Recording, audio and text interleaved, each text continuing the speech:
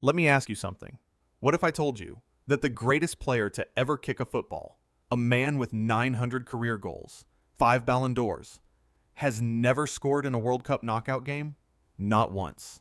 In 8 attempts, 29 shots, 0 goals. That stat has followed Cristiano Ronaldo like a ghost his entire career. And tonight on July 3rd, against Croatia, he gets attempt number 9. But here's the thing people aren't talking about. Tonight isn't just a football match.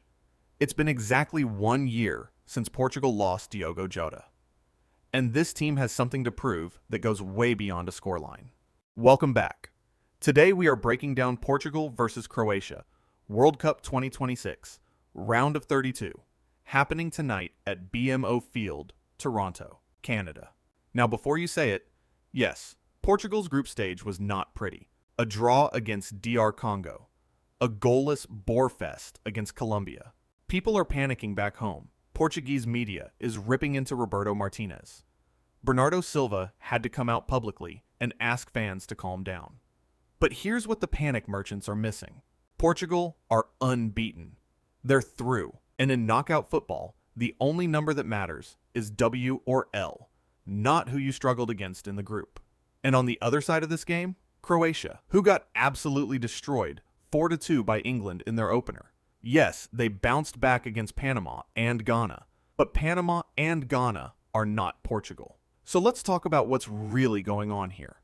Let's start with the elephant in the room, Cristiano Ronaldo, 41 years old, still starting, still scoring. He already has 2 goals at this World Cup against Uzbekistan, and after that 5-0 win, he ran to the camera and screamed, "I'm back," and brother, he looked it.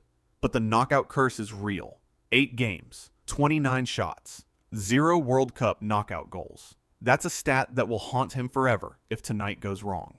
This is his 6th World Cup, almost certainly his last.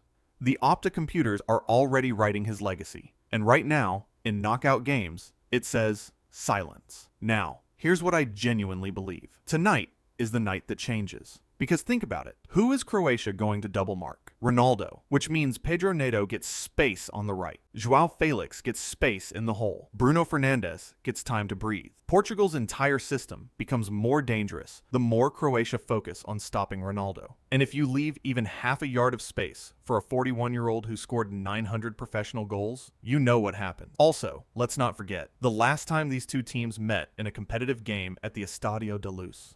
September 2024. Ronaldo scored the 900th goal of his career against Croatia. It was a volley, off a Nuno Mendes cross, in the 34th minute. Poetic? Maybe. Coincidence? I don't believe in those. People keep saying Croatia are dangerous, and they are. But let's look at what the numbers actually say about this specific matchup. Portugal versus Croatia. All-time head-to-head. Portugal 7 wins. Croatia 1 win, 2 draws. In 10 meetings, Croatia have won once. And that was a friendly in Lisbon in June 2024 that nobody cared about. Every time it's actually mattered, Euro 2016, Nations League, Portugal have handled it. Croatia's squad, let's be honest, is aging. Luka Modric is 40 years old. Ivan Perisic is back, but not the force he was. Their attack relies almost entirely on Andre Kramaric for creativity. And Kramaric needs midfield service. Against Portugal's press, led by João Neves and Vitinha, that service is going to be incredibly difficult to deliver. Portugal's squad depth is genuinely scary right now. 4 PSG players, 3 Manchester City players, a front line of Ronaldo, Leão, Pedro Neto, and João Felix. Bruno Fernandes in the 10 role. João Neves, 21 years old, already one of the best midfielders in this tournament. Croatia cannot match that, on paper, on the pitch, or in the head-to-head.